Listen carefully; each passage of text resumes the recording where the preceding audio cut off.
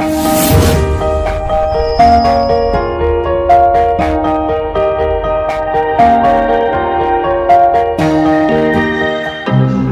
हम देखते हैं बीमारियां, लड़ाई, अकाल, बिगड़े हुए परिवार और महामारी, ये सारे जो है इस धरती का नष्ट होने का चिन्ह है।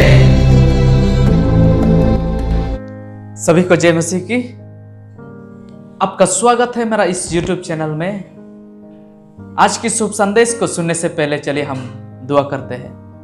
महान जीवित परमेश्वर पिता,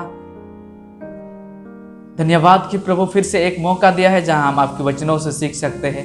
प्रार्थना करता हूं आपका पवित्र आत्मा की अगुवाई हमारे और होना प्रभु, ताकि हम समझ सके जो वचन हम सीखने के लिए जा रहे हैं। अगुवाई कीजिए पवित्र आत्मा के द्वारा। ये दुआ हम प्रभु यीशु नाम से मांगे, आमीन। हमारे परमेश्वर जो है वो हमें दूसरी बार के लिए मौका देता है।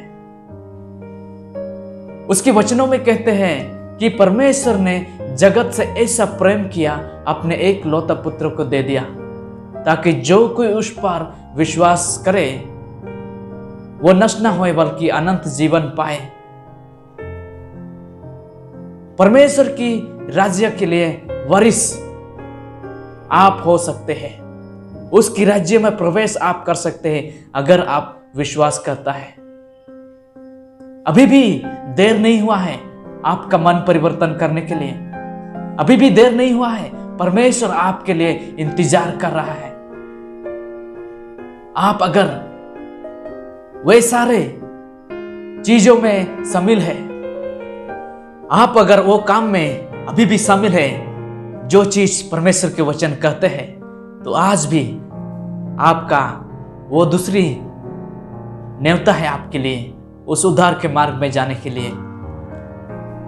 जो चीज परमेश्वर कहते हैं ना करने के लिए, वो अगर आप कर रहे हैं, तो आज आपका दूसरी बार के लिए न्योता है कि आप उस चीजों से निकल आए और सच्चाई परमेश्वर को आप ढूंढे।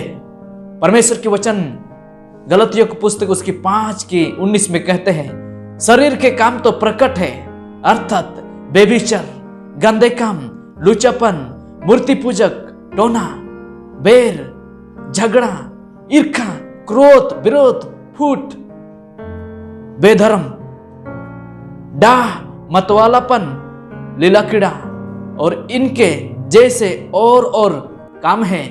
इनके विषय में तुमसे पहले से कह देता हूं, जैसे पहले कह भी चुका हूं, कि ऐसे ऐसे काम करने वाले परमेश्वर की राज्य के वारिस ना होगी। अगर आप ये सारे कार्य करते हैं, आप अगर लोगों के साथ ईर्ष्या करते हैं, आप अगर बेविचार करते हैं, आप अगर चोरी करते हैं, आप अगर लूटते हैं, आपके लिए दूसरी बार के लिए यह बुलावट है। अगर हम वे सारे बुरी काम में मर जाएंगे तो हमारे लिए कुछ भी उम्मीद नहीं है। हम अगर उस बुरी काम से मन को परिवर्तन करते हैं, जो लोग मन को फिराते हैं, परमेश्वर की ओर आते हैं, अगर हम कहें, हे प्रभु, मैं अनजाने ये सारे चीज गलती कर बैठा हूं, अभी मैं जो गलती किया हूं वो गलती मैं दोबारा नहीं करना चाहता।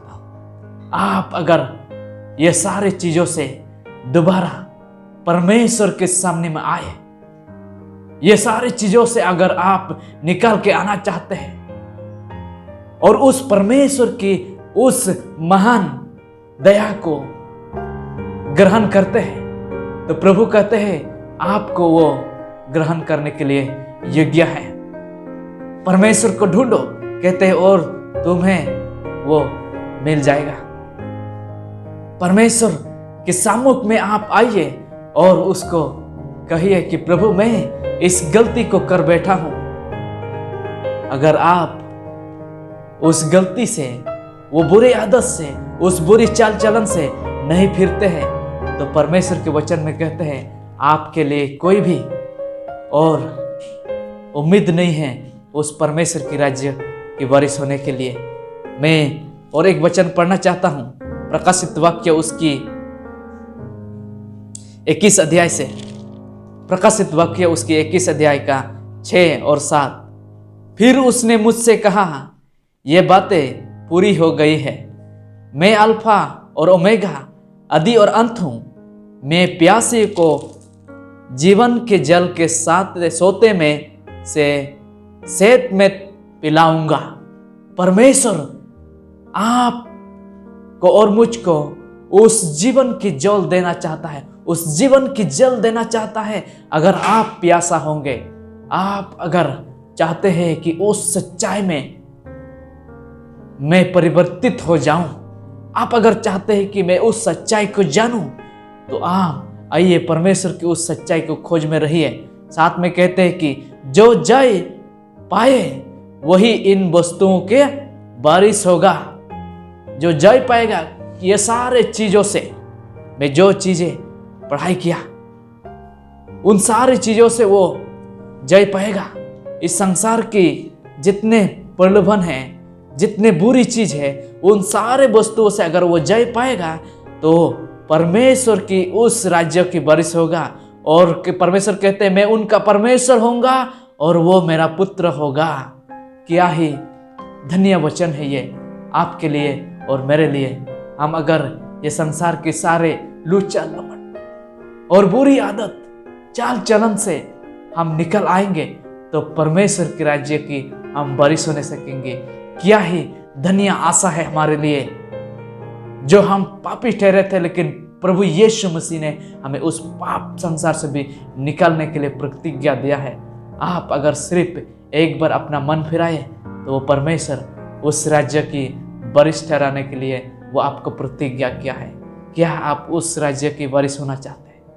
परमेश्वर आपको इस अंतिम घड़ी के लिए न्योता दे रहा है। क्या आप उस राज्य की वारिस बनना चाहते हैं?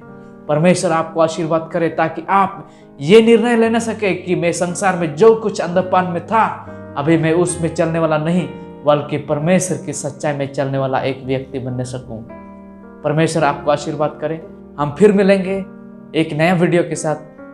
तब तक के लिए परमेश्वर आपको भला चंगा रखे। चलिए हम प्रार्थना करेंगे। महान जीवित परमेश्वर पिता, धन्यवाद कि प्रभु आपने हमें उस स्वर्गीय राज्य के वारिस ठहराना चाहते हैं।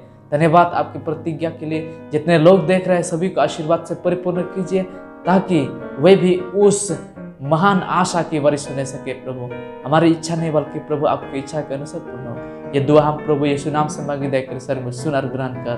आमीन। परमेश्वर आप सभी को आशीर्वाद करे। जय मसीह की।